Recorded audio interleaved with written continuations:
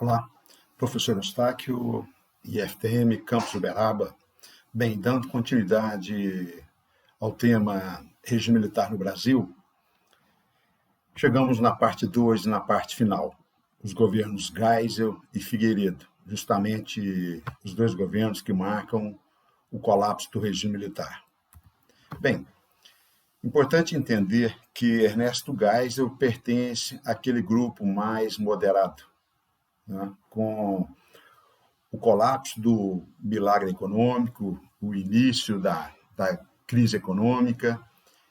O novo presidente, no seu discurso de posse, conclama a população, né, para terminar esse período mais autoritário. O discurso dele agora é que seria uma abertura lenta, gradual e segura.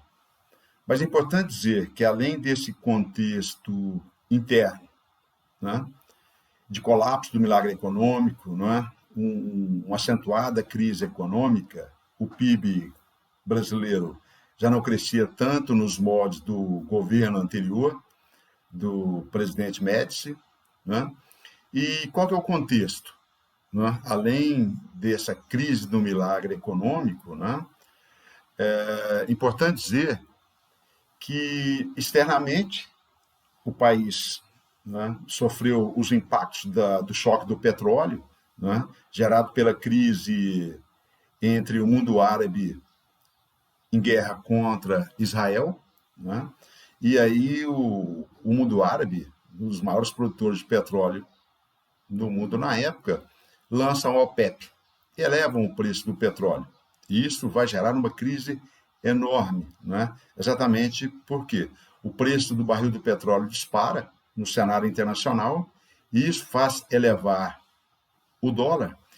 E acontece que todo o milagre econômico, todo o desenvolvimento acelerado do país foi baseado na dependência não só de tecnologia, mas principalmente de capitais estrangeiros, né? E a dívida externa, logicamente, em dólar.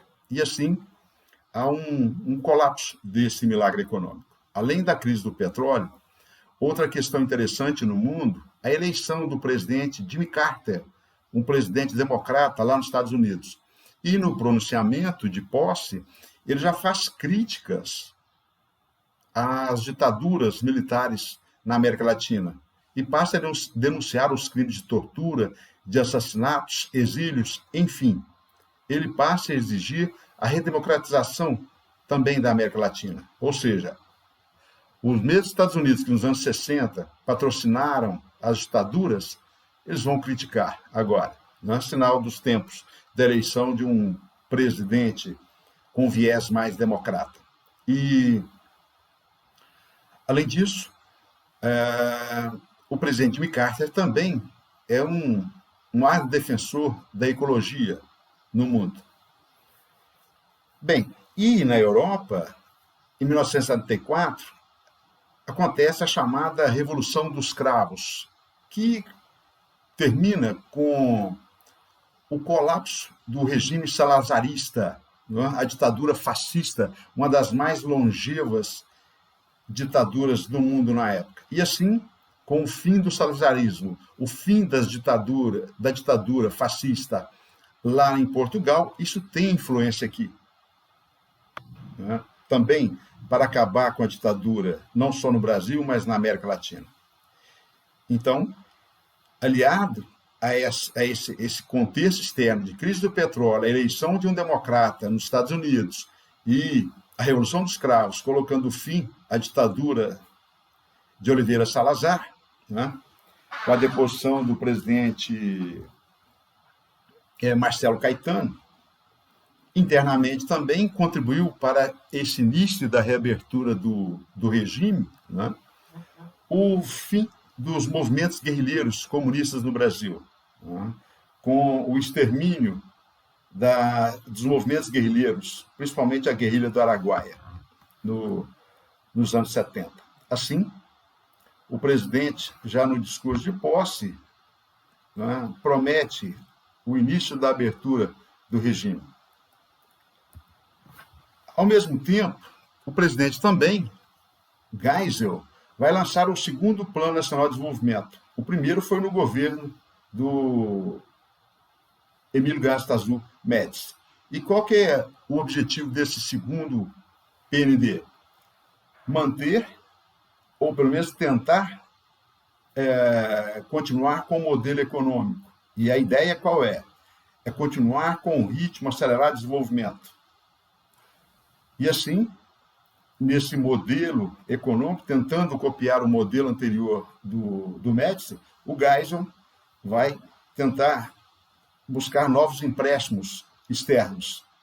E outra questão interessante também, que o Brasil vai buscar novas parcerias externas. O Brasil vai se aproximar do mundo árabe, o Brasil vai ser um dos primeiros países a reconhecer a independência das antigas colônias portuguesas na África, como Angola e Moçambique, né? E assim, o Brasil vai fazer, inclusive empreiteiras brasileiras vão fazer contratos para exploração, a construção de rodovias, ferrovias, e a própria Petrobras também vai fazer contratos para a exploração de petróleo em Angola, não é? Ou seja, o próprio Brasil também, nessa política de reabertura, vai se aproximar novamente e reatar relações com os países comunistas, como China e a própria União Soviética na época. É tentar superar a crise econômica, abrindo novos mercados para a exportação dos produtos brasileiros, né? Bem, e além disso, diante desse crescimento do preço do petróleo e do preço do dólar, a tentativa agora é buscar soluções para substituir as importações, estimulando a produção nacional, até porque, com o dólar muito alto, isso dificulta as importações, né? Bem, e para superar essa crise do petróleo, uma alternativa interessante, o governo Geisel vai lançar, em 1975, o Programa Nacional do Álcool, né? O Brasil se torna um dos maiores produtores de etanol do mundo. E os carros brasileiros, né, pelo menos produzidos aqui, eles passam a ser movidos a álcool, uma energia mais barata e mais limpa do que o petróleo, né? E outra característica também importante desse governo Geisel é a continuidade das grandes obras, como as usinas siderúrgicas de Tubarão, lá no Espírito Santo, e a Açuminas, a siderúrgica mineira. Outra questão, e também uma das maiores obras da engenharia mundial, e na época a maior hidrelétrica do mundo, a Itaipu, construída numa parceria entre o governo brasileiro e o Paraguai, a binacional Itaipu. Além disso, a construção de outra hidrelétrica importante, de Tucuruí, lá no Pará, e a de Sobradinho, na Bahia. Outra importante obra desse período, uma obra faraônica, extremamente cara, a usina, o sonho, o projeto dos militares de construir usinas nucleares. Angra 1, um projeto já defasado, né, importado dos Estados Unidos, e depois Angra 2, usina nuclear, já com tecnologia mais moderna da Alemanha. Bem, conforme já adiantamos, o presidente promete uma abertura do regime, exatamente no momento em que o regime passa a sofrer críticas, exatamente porque o país já não crescia tanto quanto no período anterior do presidente Médici, né? E aí, diante das críticas, e até mesmo com o fim dos movimentos guerrilheiros, né, o enfraquecimento da luta armada no Brasil, o presidente, então, lança a abertura, que seria lenta, muito mais lenta, gradual, né? e promete, inclusive, redemocratizar o país. Inclusive, né, a manchete desse jornal: 3.000 jornalistas dizem basta à censura, e principalmente a Associação Brasileira de Imprensa e a própria OAB, a Ordem dos Advogados do Brasil, passam a criticar a longevidade e a continuidade do regime militar e a própria censura, né? E assim, o discurso é: vamos dar as mãos na luta pela democracia. Assim, em 1974, acontecem as eleições para a escolha dos novos deputados e senadores. Nessas eleições de 1974, uma vitória esmagadora do MDB, o partido de oposição. Isso já demonstra claramente que o governo já não tinha mais o apoio da maioria do Congresso, né? E a pressão valeu, porque a pressão da OAB e da ABI, né, o presidente, por decreto, acaba com a censura aos meios de comunicação do país. Apesar da promessa de uma abertura lenta, gradual e segura, ela foi muito mais lenta e gradual do que propriamente segura. Por quê? Porque nos porões da ditadura, ainda a tortura, a violência, os assassinatos, os desaparecimentos políticos ainda continuavam. Em outubro de 1975, o grande jornalista Vladimir Herzog foi intimado a comparecer numa delegacia, e ele saiu saudável de casa, e ele acabou sendo assassinado. E é o assassinato do jornalista Vladimir Herzog, na época um dos principais jornalistas da TV Cultura de São Paulo. Isso acaba desgastando muito o governo, né? E diante dessa situação, começa uma pressão muito forte, né, para encontrar o motivo, o real motivo da morte do jornalista. Os policiais que executaram, né, o Vladimir Herzog, né, ele morreu vítima de tortura e espancamento. Eles simularam que, conforme a imagem, de que ele havia cometido suicídio, né? Impossível, nas condições, ele cometer suicídio. Se vocês observarem a cela, né, muito baixa para ele cometer aí o enforcamento. E não foi suicídio, né? E assim, isso acaba gerando um desgaste enorme nos meios militares, e o próprio desgaste do presidente Geisel. E é nesse momento, né, apesar do presidente prometer que não haveria mais tortura, nos porões do regime, a linha dura continuava nos subterrâneos do regime militar, a violência ainda continuava. Nos porões das delegacias, o doicode continuava atuando, os órgãos de repressão continuavam matando. E, se não bastasse o assassinato do Vladimir Herzog, o operário Manuel Fiel Filho, lá no ABC, também morre nas mesmas condições, vítima de tortura. E isso causa o estremecimento do governo Geisel.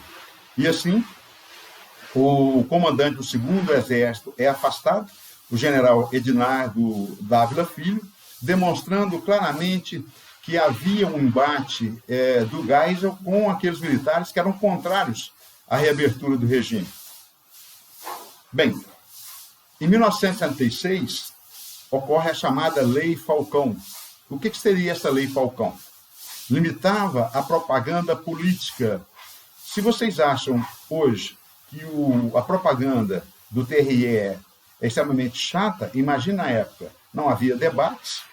O que acontecia? Aparecia a imagem 3x4 do candidato e um locutor, um narrador, simplesmente lia o currículo, a biografia desses candidatos. Exatamente essa Lei Falcão, ela buscava silenciar as críticas ao regime militar. Percebam que é um retrocesso a esse processo de reabertura do regime. Em 1977, outro retrocesso do presidente Geisel, o pacote de abril. verdade, o que ele fez? Percebam que nas eleições de 1964, para a escolha dos novos deputados e senadores, né, o partido da oposição ganhou de forma esmagadora. Diante disso, o MDB crescendo a oposição no país, o presidente, então, fecha o Congresso e muda, altera a Constituição. E o mandato presidencial, que até então era de 5 anos, passa a ser de 6 anos, prolonga a continuidade do regime e cria a figura do senador biônico. E o que seria esse senador biônico? 1/3 dos senadores não precisariam passar por eleições, eles seriam nomeados pelo presidente da República. Então, exatamente qual o objetivo disso? Que 1/3 dos senadores não seriam eleitos, seriam nomeados pelo próprio presidente Geisel. Esse objetivo qual é? É de manter a arena forte, mesmo burlando a lei. Bem, em outubro de 1978, estabelece também, e aí um grande sonho, o AI-5, que já ia tarde, conforme a matéria da revista Veja. Em outubro de 1978, acabou o famigerado AI-5. Né? Não se esqueçam que esse AI-5 ele acaba com a repressão, né? Ele estabelece o retorno da democracia, pelo menos uma meia democracia. Bem, nesse período também, como consequência desse período de crise, do colapso do milagre econômico, explodem as grandes greves dos sindicatos do ABC paulista. E o grande nome é o Luiz Inácio Lula da Silva. Exatamente, percebam que com o fim do AI-5, com o fim daquela forte repressão, pelo menos legalmente, os trabalhadores não aceitariam mais o aumento da inflação e os salários achatados, os salários reduzidos.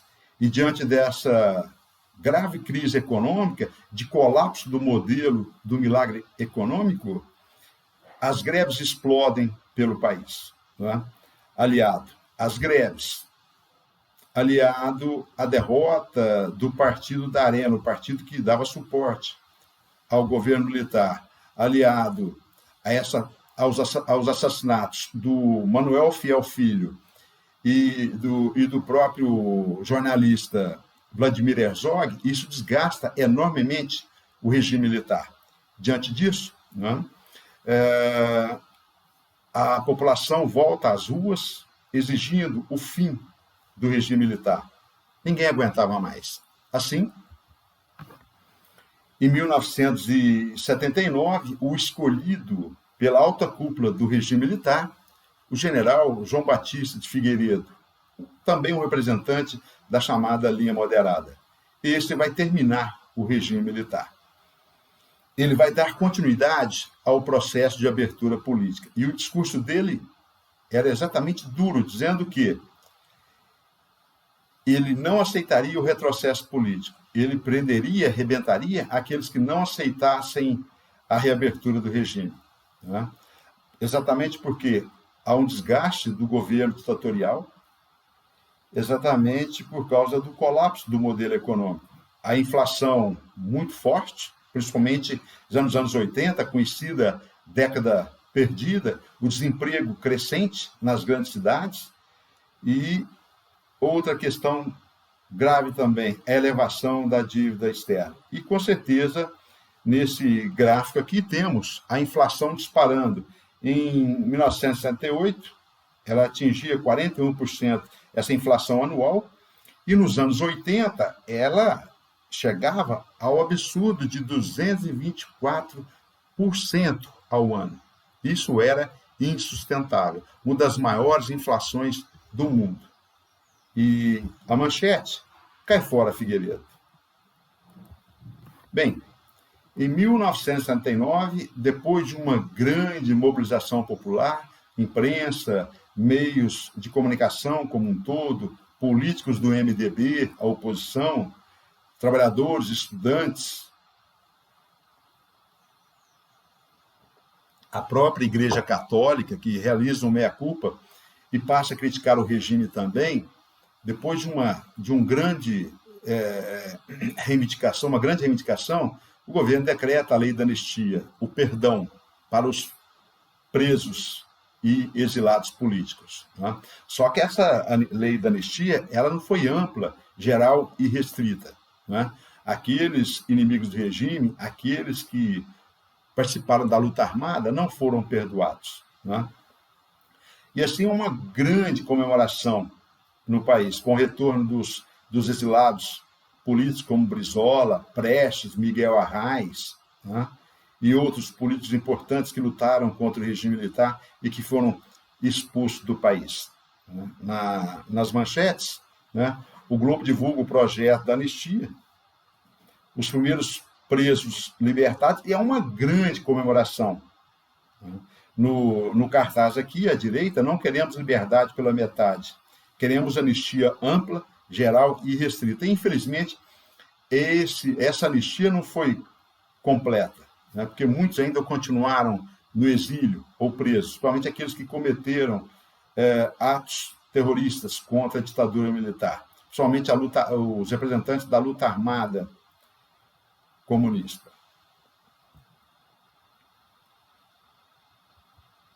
Bem, em novembro de 1969, no mesmo ano da anistia, exatamente o governo vai lançar o fim do bipartidarismo. Na verdade, é o fim do AI-2, lançado lá no início da ditadura militar, lá no governo do general Castelo Branco, pelo AI-2. É o fim do bipartidarismo. Estabelece agora o chamado pluripartidarismo. Parece interessante, parece democrático.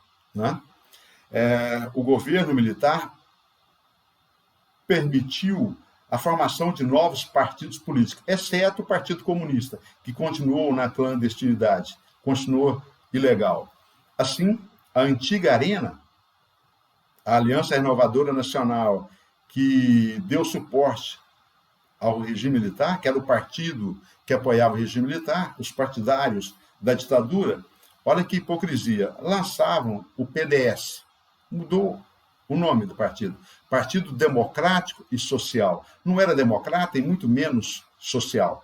Em 1984, pelo próprio desgaste do regime militar, ele muda de nome, passa a se chamar Partido da Frente Liberal. E a oposição se fragmenta. O projeto do governo acabou dando certo. A ideia qual era? É fragilizar o MDB, que se tornava o maior partido de oposição da América Latina. E aí, criando o pluripartidarismo, estabelece o quê? A fragmentação da oposição. O PP, o Partido Popular, sob a liderança do Tancredo Neves. Em 1982, esse partido se funde ao PMDB, o Partido do Movimento Democrático Brasileiro, liderado por Ulisses Guimarães. O PTB, o antigo partido criado por Getúlio Vargas, é relançado com a sobrinha do Getúlio, a Ivete Vargas. E aqui há uma disputa com o Leonel Brizola pela nomenclatura do partido. E aí fragmenta-se o PTB com a criação do Partido Democrático Trabalhista, do grande líder Leonel Brizola, um grande líder da esquerda que retomava os seus direitos políticos com a lei da anistia. Em 1980, como reflexo das lideranças políticas no ABC paulista, dos sindicatos ligados aos intelectuais da USP, aos setores progressistas da Igreja Católica, funda-se o PT, sob a liderança do Luiz Inácio Lula da Silva. Enquanto que a Arena permaneceu unida, o partido de sustentação do regime não se fragmentou, continuou, agora só com um novo nome, o PDS. E os grandes líderes do PDS, o baiano Antônio Carlos Magalhães e o maranhense José Sarney. Então vejam que esse pluripartidarismo era para fragmentar a oposição, enfraquecer a oposição. no país, oposição ao regime militar. Bem, conforme diz, o regime militar ele não entregaria, principalmente os setores mais radicais do Exército, das Forças Armadas, não aceitariam a devolução imediata do poder aos civis. Eles não aceitariam a redemocratização do país. Assim, vários atentados terroristas de extrema-direita, principalmente aquelas bancas de revista que vendiam jornais e revistas de oposição, e também atentados contra a OAB, a Ordem dos Advogados do Brasil, que teve um grande papel na defesa das liberdades democráticas e na defesa também dos presos políticos no país. A OAB teve um grande papel de destaque no combate à ditadura militar. E assim, num grande show de 1º de maio, no feriado do Dia do Trabalho, um atentado terrorista no Rio Centro. Né? E esse atentado terrorista, temos imagens aqui, né? 3 bombas foram colocadas pelos militares que não aceitavam a reabertura do regime. Né? Nesse episódio, o que era o plano dos militares? Era colocar 3 bombas nessa casa de eventos lá no Rio de Janeiro, o Rio Centro, né, nesse centro de convenções. Uma bomba colocada na casa de força, para dar um apagão. Outra seria colocada debaixo do palco para matar os artistas, os cantores de oposição. E a outra, terceira, estava sendo carregada nesse veículo, o Puma. Né? E aqui aconteceu um acidente de trabalho, matando um militar que carregava a bomba, ou seja, acidente de trabalho. Né? Isso desmoraliza o regime militar.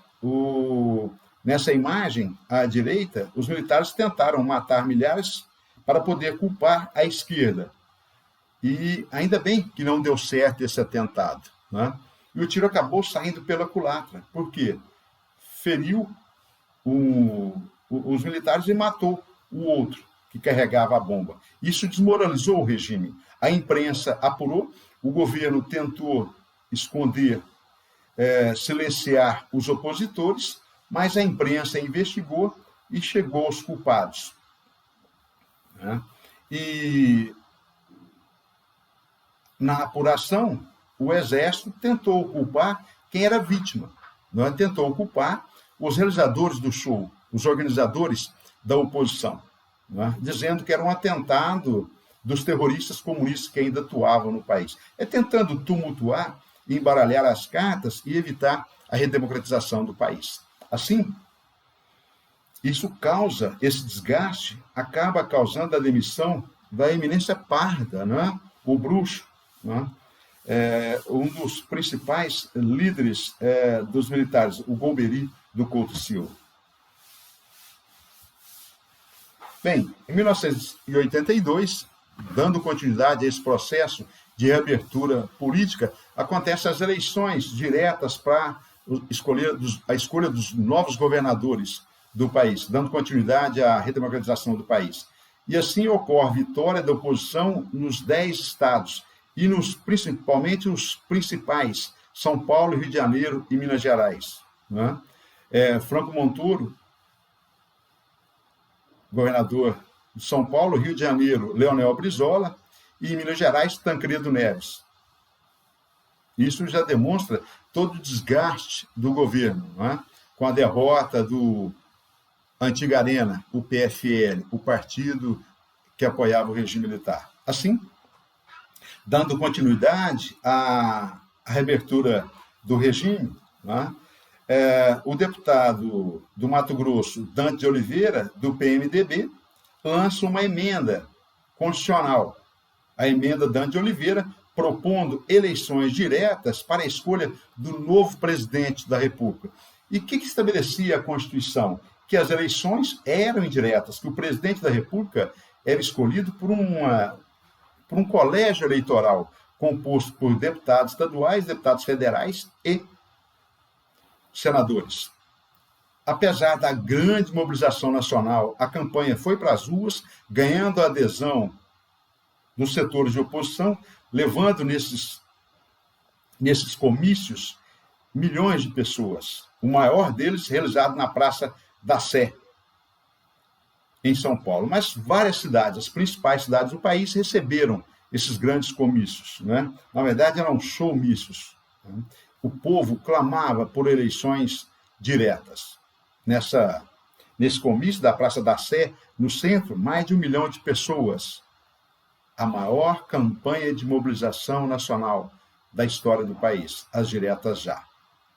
E, infelizmente, por uma mobilização do governo militar, uma mobilização do presidente Figueiredo, ela não passou. Faltaram apenas 22 votos para a emenda passar. E, assim, há uma grande frustração do país com o fracasso da emenda Dante de Oliveira. Apesar da mobilização popular pelas diretas já, a proposta não passou no Congresso.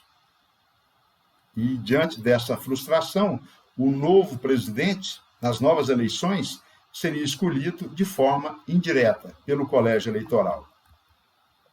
Bem, em janeiro de 1985 aconteceram as eleições indiretas. E assim, quais são os candidatos? O PDS lançava o nome de Paulo Maluf, o antigo governador de São Paulo, Paulo Maluf, no currículo, um governante corrupto, e o vice, o general Mário Andreasa. Aqui, nessa imagem, Paulo Maluf abraçado com o general, o presidente João Batista Figueiredo. E, enquanto isso, formou-se uma aliança democrática. Há um racha no PDS, e aqueles dissidentes do PDS lançam o PFL, o Partido da Frente Liberal. Tancredo Neves é o cabeça de chapa e o vice, José Sarney. As eleições acontecem no colégio eleitoral e, assim, o resultado das urnas. Tancredo recebe 480 votos, enquanto que o Paulo Maluf, apoiado pelo regime militar, recebe apenas 180 votos. Assim, o povo festeja o fim da ditadura e reabertura do regime. E a história, ela vai pregar uma peça, porque o candidato eleito pela oposição, ele não vai conseguir tomar posse, porque ele morre poucos dias antes da posse. Assim, em abril de 1985, exatamente no dia do feriado Tiradentes, Tancredo Neves morre, vítima de cirurgias mal feitas, que ele tinha um problema de diverticulite. E aí ele pega infecção hospitalar e não resiste. O vice, José Sarney fez toda a sua carreira política. O maranhense José Sarney fez toda a sua carreira política apoiando o regime militar. Foi da UDN, depois foi da Arena, do PDS e agora a PFL. Ele assume a presidência. E há uma frustração, né, com a morte do Tancredo Neves. Né? O povo chorou a morte do seu presidente, porque havia uma grande expectativa para a reabertura do regime. Tem início agora a nova república, mas é para outro momento. E a charge aqui, ela explica bem. Eu não indiquei, não nomeei e nem conheço essa tal de ética. Também um governante marcado por escândalo de corrupção. Aqui, vamos trazer uma herança do regime militar. Já finalizando, na educação, já conforme falamos, as disciplinas de filosofia e sociologia foram extintas, substituídas por moral e cívica no ensino fundamental e médio e OSPB, Organização Social e Política Brasileira. E no curso superior, EPB, Estudos Problemas Brasileiros. Exatamente essas disciplinas no regime militar é para fazer apologia ao regime militar. Né? O pensamento crítico das disciplinas de filosofia, sociologia, história e geografia foram silenciados. Né? Outra característica importante também que o regime militar tratou de anular foi aquele método de alfabetização baseado na ampliação da cidadania, na criticidade, né, do educador Paulo Freire. Paulo Freire, considerado aí o maior, inclusive premiado internacionalmente, o maior pedagogo, o maior educador brasileiro, ele foi caçado pelo regime militar. E no lugar do método de educação do Paulo Freire, né, libertário, democrático, ele foi substituído pelo Movimento Brasileiro de Alfabetização, né, o Mobral, de péssima qualidade, por sinal. A redução dos investimentos das escolas e universidades públicas, né, a um inchaço, né, a perda da qualidade da escola pública e facilitando a privatização do ensino. Esse era o modelo dos acordos MEC-USAID, o planejamento norte-americano de privatizar a educação, no modelo norte-americano. Né. Bem, e fica claro, né, o abismo entre a qualidade das escolas públicas, principalmente de ensino básico, no país, né, e as particulares. Nessa imagem aqui, muito bem, turma, eu vou fazer a chamada. Se sobrar tempo, eu dou aula. O inchaço das salas de aula, né, em detrimento da qualidade, da formação crítica e cidadã. Bem, outra herança do regime militar, né, o autoritarismo, a violação dos direitos humanos e, o que é pior, né, os problemas sociais herdados do regime militar. Né, a censura, né, a educação, a imprensa, o cinema, o teatro, a música e a televisão. O brasileiro, né, que nos anos 60 era muito crítico, era muito politizado, né, principalmente a juventude estudantil,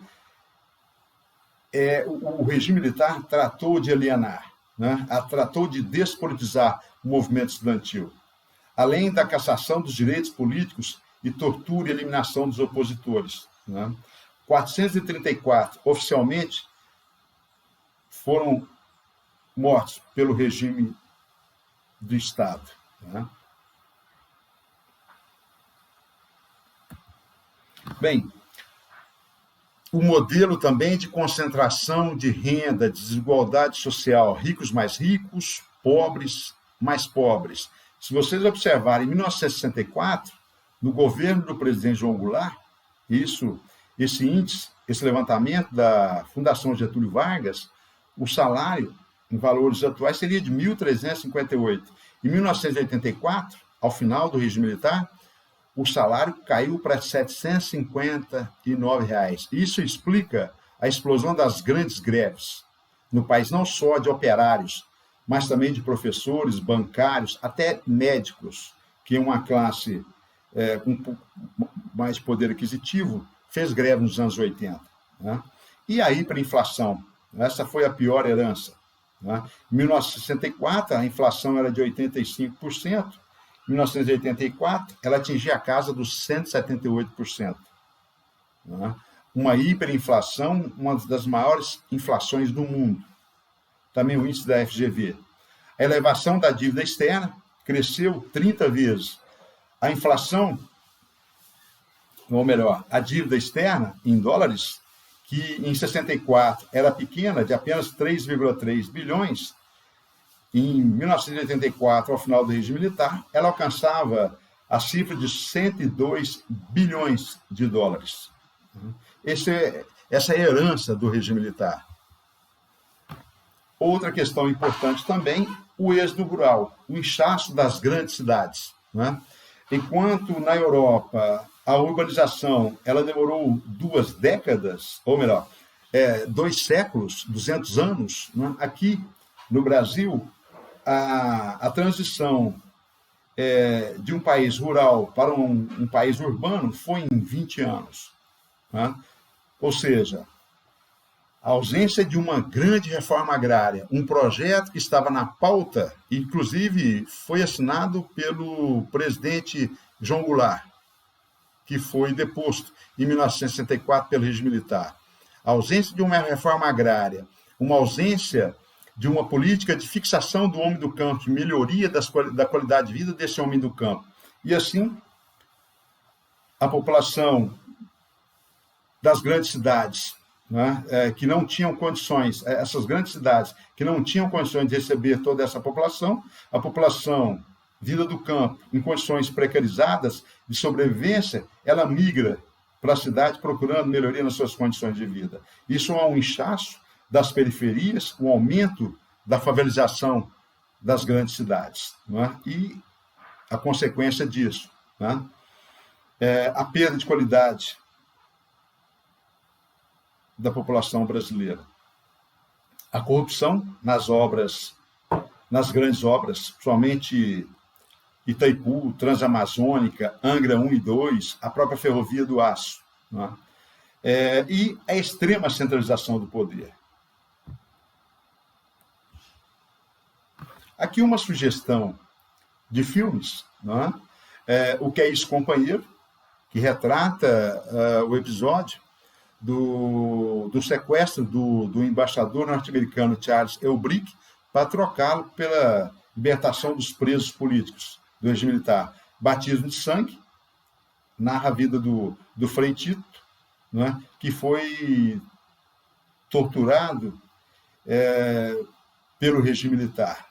O ano em que meus pais saíram de férias retrata exatamente a vida de uma criança que foi deixada para ser criada pelos avós porque os pais eram guerrilheiros.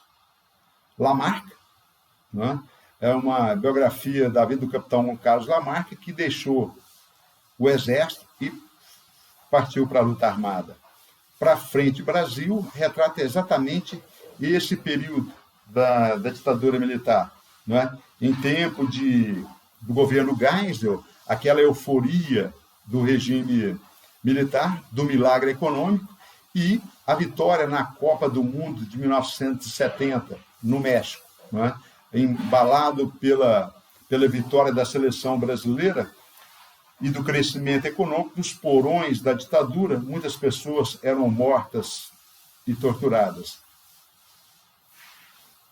Josuângel retrata a costureira famosa, né? Josuângel, que teve o filho, o Stuart, assassinado também pelo regime militar. E Marighella, que ainda nem foi lançado. Marighella é o deputado baiano comunista que foi executado pelo regime militar.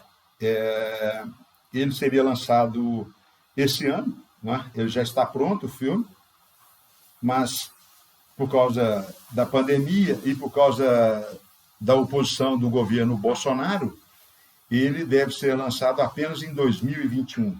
Né? E as músicas, né? O grande momento da MPB, Apesar de Você, do Chico Buarque, Cálice, né? E todas essas, eles vão fazer subterfúgios, né? Figuras de linguagem para burlar a censura. Para não dizer que não falei das flores, que acabou se tornando o grande hino de oposição nos anos 60 ao regime militar, do Geraldo Vandré. E o B do Equilibrista, do João Bosco e Aldir Blanc, cantado pela brilhante Elis Regina, e essa música, o Bebo e o Equilibrista, acabou se tornando o hino da anistia. E Alegria, Alegria, do Caetano Veloso. Bem, é isso. Um abraço.